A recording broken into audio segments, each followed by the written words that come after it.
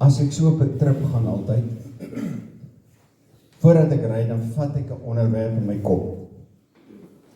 En dan besoek ons baie mense, ons het by baie verskillende mense oorgeslaap, by baie ou gemeentelede in Namibië. Ons het ons laaste naweek, dit was laaste naweek, 'n Tetooi reunie gehad in Houtjan in die Noord-Kaap. My oupa AC Tetooi was in generaal Smits se parlement gewees, en ons was net sy afstammelinge 91 by mekaar. Dit was quite an experience. Maar die onderwerp wat ek vir myself saamgevat het hierdie keer, was, daar iemand het 'n boek oor geskryf, om te dink soos Jesus dink. En dis nogal 'n challenge. So ek wil vanoggend net een ding, waar ons gedagtes, of ons attitude, of ons lewensuitkyk, meer in lyn moet kry, soos Jesus sou dink.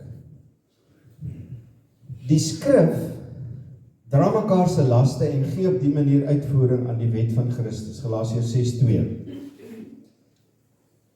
As Jesus die oggend opgestaan het, want hy het ook geslaap, daar staan 'n paar keer, hy het geslaap, hy het gehuil, hy was ontsteld, hy was moeg.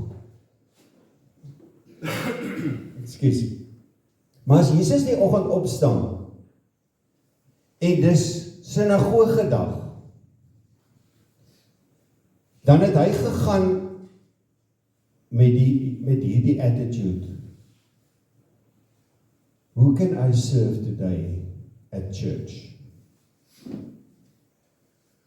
Ek dink ons moet ook daai switch maak. As jy kerk toe kom, moet jy kom met die switch in jou kop. Vir wie kan ek tot seën wees hier? Vir wie kan ek dien? Nou, ek begin met 'n storie. Mia vra, ouma, hoekom staan die pikkewyne so naby mekaar? Die wind het ysig oor die sneeu gewaai. Ouma en oupa, Mia en Ben, het warm aangetrek en by die uitkykpunt gaan afkyk na die groot kolonie keiserpikkewyne. Hulle het dig teen mekaar gestaan. Oupa, hoekom staan al die pikkewyne so naby mekaar? Het Ben gevra. Dit lyk asof hulle mekaar druk. En oupa sê, kyk mooi. Vir 'n rukkie lyk dit asof niks gebeur nie. Toe merk Mia op. Oupa, kyk, daardie pikkewyn beweeg na die middel toe. En Ben wys ook een uit. En daai een beweeg ook na die middel toe. En oupa verduidelik, dis presies wat hulle doen. Wanneer dit bitterkoud is, volgens pikkewyne in 'n groot groep, roteer hulle aan mekaar, die binnestes beweeg buitentoe en later weer binne toe, sodat almal op 'n manier ook die warmte kry. En toe sê oupa vir sy 2 kleinkinders, daar's mense wat vandag op die buitekant staan, mense wat alleen is, wat hartseer is, wat swaar kry, wat moed verloor het, wat seer gekry het, mense wat hulp nodig het, en God roep ons as gelowiges om nader te staan, om hulle warm te maak. Partykeer net om te luister, net om 'n hand te hou vas, net om saam te bid, net om te wys, jy gee om. Jy is hier. Ons is geskape om mekaar op te tel, mekaar te bemoedig, mekaar se laste te dra, mekaar se harte warm te hou. 'n Vriendelike woord, 'n luisterende oor, 'n gebed, 'n oproep, 'n message, 'n bord kos, 'n eenvoudige daad van liefde. Dit was Jesus se uitkyk. Dit was hoe hy gedink het. Nou, lees saam met my.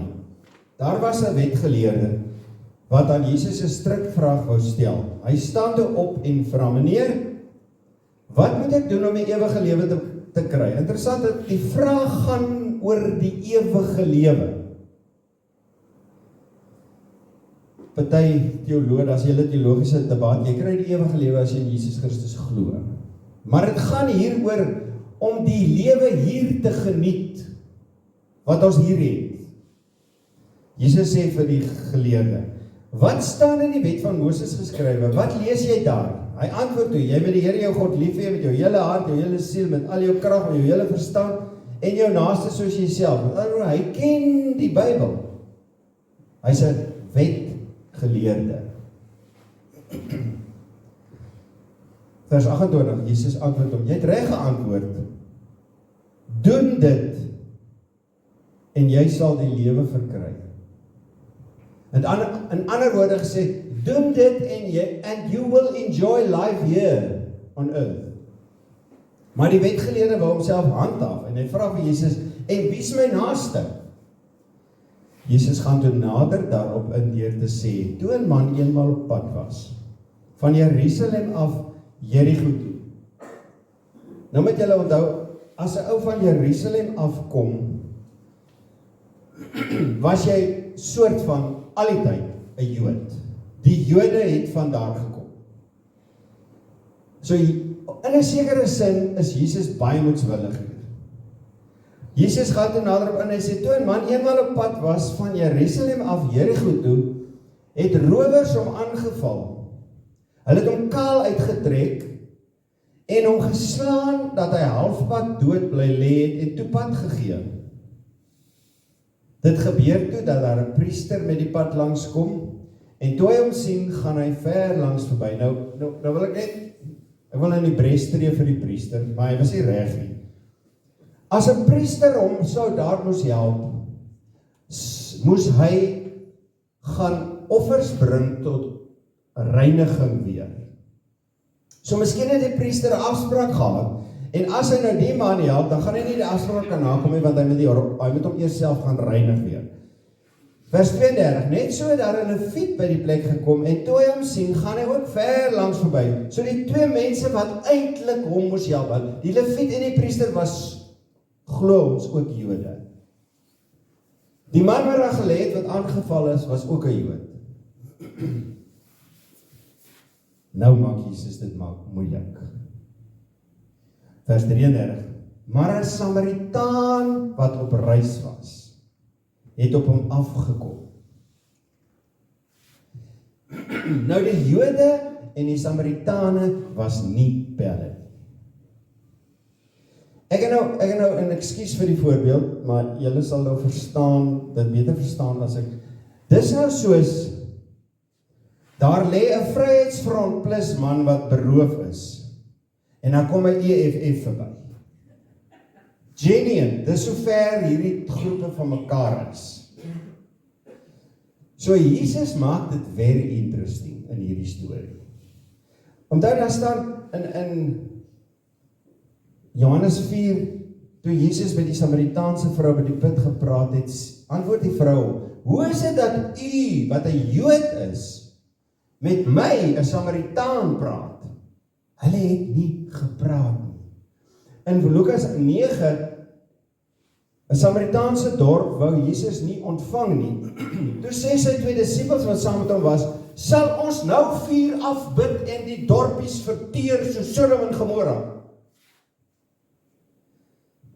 In Johannes 8:48, sommige Joodse leiers probeer Jesus beledig deur te sê, dit was 'n belediging, deur te sê ons nie met reg dat u 'n Samaritaan is nie, iemand met die duiwel besete. Net om jou in die prent te sit, hoe die Jode en die Samaritane teenoor mekaar gevoel. Nou Jesus is met die wetsgeleerde besig. Hy antwoord hierdie ou se vraag: "Wat moet ek doen om die ewige lewe te kry?"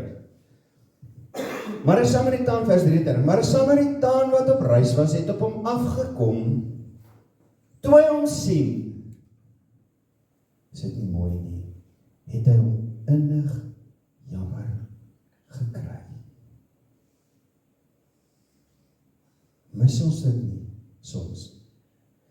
Hy het na hom toe gegaan, een vertaling sê, hy het by hom gaan kniel, sy wonde met olie en wyn behandel, en hulle verbind. Waarmee het hulle verbind? Die man se klere was weggevat van hom. Miskien het hy in sy onnie gelê daar. Dit staan, hy was kaal. So die Samaritaan moes van sy, of hy het 'n koffertjie by hom gehad met klere, ek weet ek nie, hy moes van sy goed vat en lappe maak, sy wonde met olie en wyn behandel en hulle verbind. Toe help hy hierdie man op sy donkie, op sy rydier gehelp en hom na die herberg toe geneem, want hy het oornag by die herberg. Daar het hy nog verder versorg. Die Samaritaan het hom nog verder versorg. Die volgende dag, nou gaan die Samaritaan verder op sy reis. Haal hy nog muntstukke uit, gee dit aan die eienaar van die herberg, sê vir hom, sorg vir hom, en as jy meer onkostes met hom het, sal ek jou betaal wanneer ek hier langs terugkom. En nou vra hy vir die wetsgeleerde. Nou hierdie spanning tussen Jode en Samaritane. Wie van hierdie drie is volgens jou die naaste van hom wat onder die rowers verval het? Nou die priester, of die leviet, of die Samaritaan. Nou antwoord die wetgeleerde nogal die regte ding. Hy sê, die man wat aan hom medelee bewys het. Toe sê Jesus vir hom, gaan maak jy so. Gaan maak jy ook so. Liewe vriende, ek dink ons mis baie keer om te dink soos Jesus dink. Want, nou het ek 'n paar punte, en hulle is in jou blaadjie ook. Nommer 1, ons moet gewillig wees om ook na hulle van wie ons nie hou nie, ja, selfs na hulle wat ons dalk as vyand beskou, innig jammer voel as ons sien hulle het nood. In Lukas 6, Jesus aan die woord, doen goed aan mense deur wie julle gehaat word, seën mense deur wie julle vervloek word, bid vir mense wat julle sleg behandel, behandel ander mense soos julle self behandel wil word. As julle net die lief het wat julle lief het, watter aanspraak op dank het julle nog? As julle goed doen net aan die wat vir julle goed doen, watter aanspraak op dank het julle nog? Nee, sonder om iets terug te verwag, moet julle vyande lief hê, goed doen en uitleen. En Jesus is aan die woord, let wel, Jesus praat hier, dan sê hy, dan sal daar vir julle 'n beloning wees, en julle sal kinders van God die Vader genoem word. As ons kinders van God genoem wil word, moet ons dink soos Jesus dink. Moet ons gewillig wees, wie ook al in nood is. Nou, ek is 'n storie mens, sorry, julle gaan my eendag mis oor al my stories. 'n Man stop by die tollhek op die N1 net voor die Huguenot tunnel. Hy begin 'n geselsie met die dame wat sy geldjie ontvang. Sy lyk nie goed vandag nie. Sy's moedeloos. Hy probeer haar 'n bietjie opbeer. Sy's baie ontvanklik vir 'n kort gesprekkie. Maar by die tollhek praat jy nie lank met die een wat jou geld ontvang nie, want die gesprek duur toe 4 minute. Gewoonlik is jy daar gewoond om te stop vir 30 sekondes. Ek het getime, ek is nou die dag daardeur. Die taxi agter hom raak ongeduldig, hy druk op die hoeter. Die man haal nog 'n R200 noot uit en hy gee vir die dame en hy sê, ek betaal ook vir die taxi hier agter en bederf jouself met die res as jy vanaand by die huis kom. 'n Eentjie verder druk die taxi die man van die pad af en maak hom stop. Hy stop, hy draai sy ry af, die taxi bestuurder kom staan langs hom en sê, meneer, hoekom het jy dit gedoen?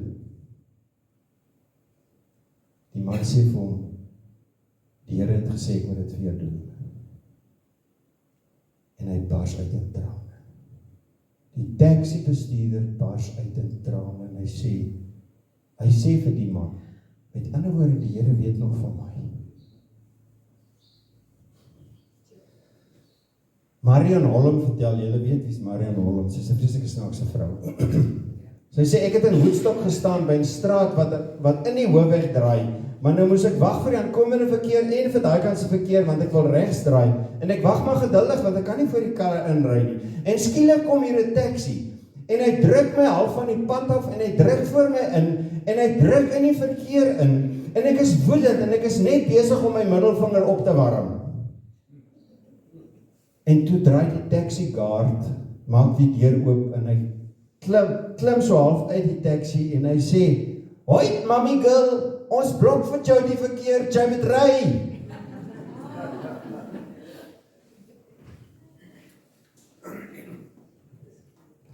Ons moet gewillig wees, om ook van hulle van wie ons nie hou,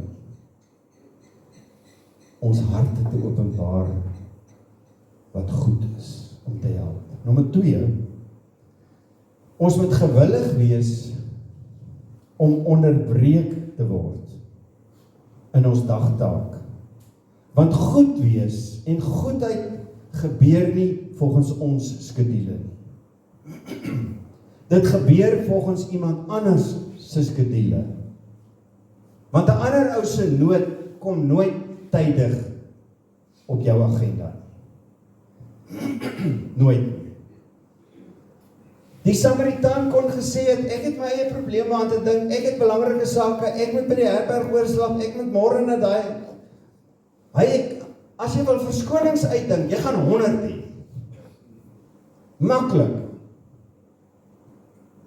Galasiërs 6:2, dra mekaar se laste en gee op die manier uitvoering aan die wet van Christus. Nou kom ek vertel julle iets oor die Namibiërs, die Suidwesters. As daar nou sout van die aarde is, ons ry weg uit Swakopmund uit, ons is nou omgedraai, ons is nou op pad terug. Ek sleep 'n trailer, 'n venter te sleepwaandjie. En ek voel op 'n stadium die trailer maak so en ek trek van die pad af. Toe ek hy trailer se linker wielietjie gery en dan niks oor is. Ons het 'n spaarwiel, dankie Here. Ons klim af, jy laai die hele trailer se goed uit want hy moet nou ligter kom, jy laai die hele boot uit want die spanner sit ons daar onder. Okay, ons het die wielietjie vervang, ek het letterlik net die rim. Toe ons weer in die pad is, bel ek my vriend in Okahanja. Ons slaap op 'n lodge 30 km diskant Okahanja. Ek sê Thys, dit het gebeur, ek stuur hom 'n foto van die tyre, dis die nommer. Sal jy asseblief, hy werk in Windhoek, hy ry elke dag van Okahanja Windhoek toe. Sal jy asseblief vir my uitvind waar kan ek 'n tyretjie opsit want ek het nou nog ver om te ry, ek gaan nie sonder 'n tyre ry. Ons kom aan 7 uur op die lodge aan. Toe staan Thys vir my dan wag. Hy kom haal net die rim. Ek was verstom. Die volgende oggend is hy vroeër werk toe. Hy stuur my 'n message, laat my weet wanneer jy by die padlas, 'n padblokkade, permanente een. Laat my weet wanneer jy by die padblokkade verby is. Ek sal julle op die pad kry. Ek het die wielietjie klaar vervang. Dan hoef julle nie af te draai nie, julle kan net deurstoot.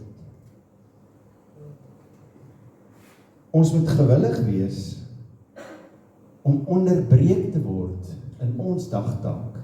Want goed wees en goedheid gebeur nie volgens ons skedule nie. Dit gebeur op iemand anders se skedule. Dink soos Jesus dink. Kan ek net dit nog oor Thys se situasie. Weet julle vir wie dit baie beteken? Vir my kinders. Om te sien hoe hierdie man, wat in 'n voltydse werk staan, die 2de en die 3de myl gestap het, om vir ons dit so gemaklik moontlik te maak. Nommer 3, jy moet gewillig wees om risiko's te neem. Jou eie vrese weerhou jou dikwels daarvan, om goed te wees vir ander. Sê nou, die Samaritaan kon gesê, sê nou dis 'n lokval. Sê nou as ek die man help, dan kom die boewe terug en dan beroof hulle my ook. Sê nou ek word gedagvaar as ek hom nie reg help nie. As ek eerder sy beserings vererger. As jy aan verskonings wil dink, gaan jy 100 kry. As jy Jesus se hart het, Jesus sê, die Samaritaan het hom innig jammer gekry, dan dink jy nie aan verskonings. 1 Johannes 4:18 sê, die volmaakte liefde het nie plek vir vrees nie. Volmaakte liefde dryf vrees uit. Nommer 4.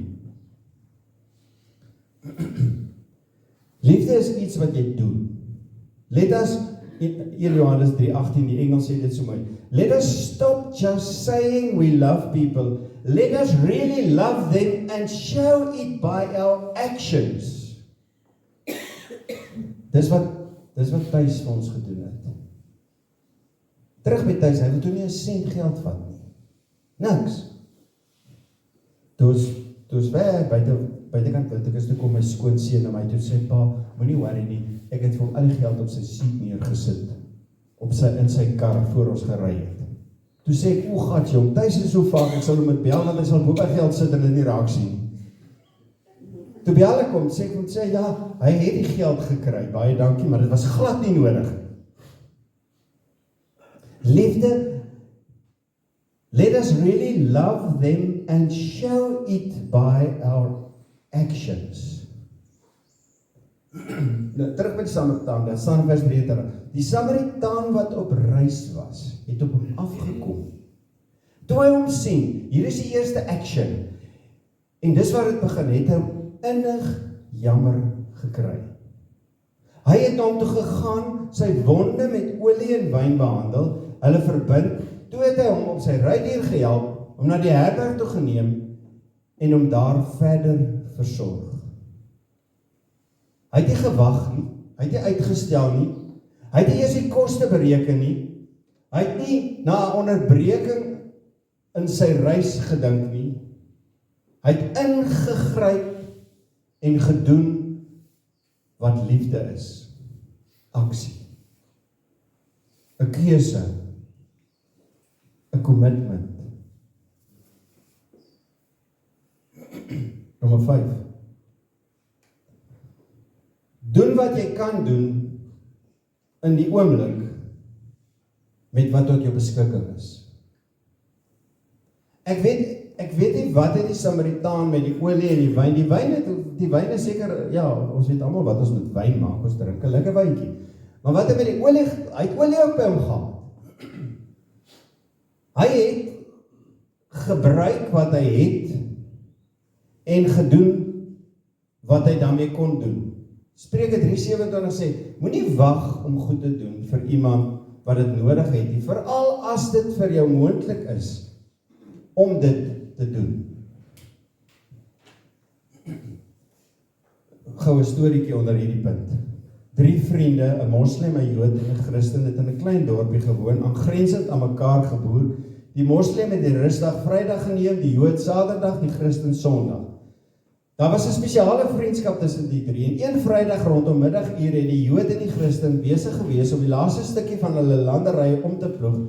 Terwyl hy sy middagkos geniet, het die Christen opgemerk dat sy moslimvriend se landerye nie omgeploeg is nie, en daar word reën voorspel, en hy het homself gedink, as hy dit nie vandag ploeg nie, sal hy moontlik nie kans kry om te plant nie. Ek gaan 'n stukkie van sy grond so lank ploeg om sy las ligter te maak. Op die ander landery langsaan waar die Joodse vriend besig was om sy landery te ploeg, het hy dieselfde gedink. En hy het ook 'n deel van sy vriend se land kom onploeg. Toe die moslim die volgende oggend ontdek dat sy land omgeploeg lê, het hy verheug verklaar, dis beslis God wat sy engele gestuur het om my land om te ploeg terwyl ek die rusdag onderhou het. Die 3 vriende se saailinge het gefloreer en 'n paar maande later was dit oestyd en een Sondag terwyl die Christen sy rusdag geneem het, was die Jood en die moslim besig om oes in te samel. Hulle wou net hulle laaste graan afoes toe die Jood oplet dat die Christen vriend niks gedoen het nie. As hy nie vandag sy oes gaan insamel nie, verloor hy dalk deel van die inkomste, want daar word erg wind voorspel. En hy sê by homself, ek gaan sy graan begin afoes tot dit donker is. So het hy ook gedoen, en heeltemal sonder sy medewete het sy moslimbroer dieselfde besluit en dieselfde gedoen. En toe die Christen maandag by sy landerye kom, het hy dit gesien as 'n wonderwerk, en hy het opgemerk, terwyl ek rustig onderhou het, het God sy engele gestuur om my oes in te samel.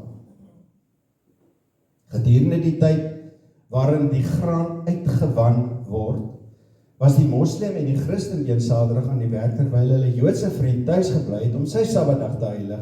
Die moslim was byna klaar met sy uitwanwerk, toe sy oog op die aangrensende landerye val, en hy sê by homself, as my Joodse buurman nie vandag nog sy graan uitwan nie, en in die stoor bring nie, kom spoel die reën dit dalk weg, en dan het hy geen inkomste nie.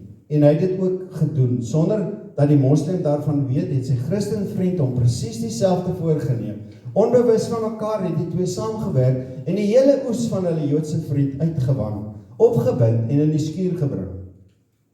Toe die Sabbatdag verby is, het die Joodse boer ontdek dat sy graan uitgewan en in sy skuur gebring is, en hy het gesê, ek loof die Here van die hemel, omdat u engele gestuur het, terwyl ek u rustdag onderhou het. Liewe vriende, doen dit teenoor iemand, ongeag sy ras, sy velkleur, sy finansiële status, sy bevolkingsgroep, sy seksuele oriëntasie of sy politieke oortuiging. As ek en jy vanoggend, as ek net dit vir jou oggend kan sê, as ek en jy vanoggend wil leer dink soos Jesus dink, dan moet ons daai een sinnetjie, hy het hom innig jammer gekry. Maak nie saak of hy 'n ander ras, 'n ander velkleur, van ander finansiële status of bevolkingsgroep of seksuele oriëntasie of politieke oortuiging. Dra mekaar se laste. Want dit maak die lewe die moeite werd. Dit was wie Jesus was. Dit was hoe Jesus gedink het. En in haar hele gesprek, die barmhartige Samaritaan, sê Jesus aan die einde vir hierdie ou, gaan maak jy ook so.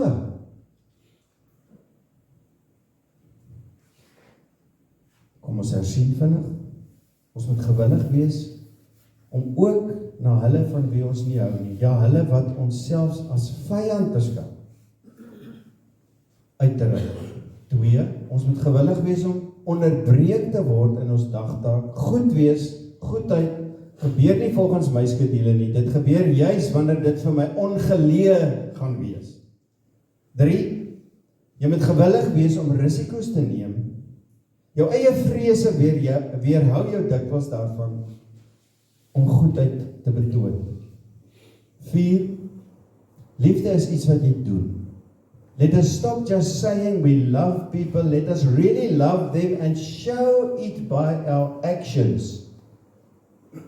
5, doen wat jy kan doen met dit wat jy nou tot jou beskikking het. En 6, doen dit teenoor iemand ongeag sy verskille met jou. Nou, ons gaan nou met die lied afsluit, Derna, jy kan vooruit kom. Baie mense sê altyd vir my, hulle hou nie van die lied nie. Dit gaan hier oor, wat doen jy vir iemand anders in nood? Dit gaan nie oor, jy moet 'n siel in die hemel toe vat nie, want jy help 'n siel in die hemel kom, deur net vir hom 'n bord kos te vat. Deur net vir hom 'n WhatsApp te stuur. Deur net vir hom 'n drukkie te gee. As ek vanoggend dit in een begrip kan vasvat, is dit om innig jammer te voel as ek iemand anders se nood sien. So kom ons staan en sluit met die lied, en dan gaan ons lekker gesellig saam verkeer as jy nog tyd het. Kom ons staan.